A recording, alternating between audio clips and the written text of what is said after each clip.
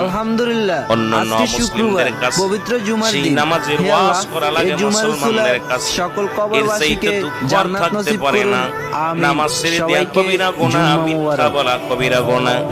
আমরা এখন মিথ্যার মধ্যে এমন ভাবে জড়িয়ে পড়েছি, মিথ্যা ছাড়া চলতে পারি না।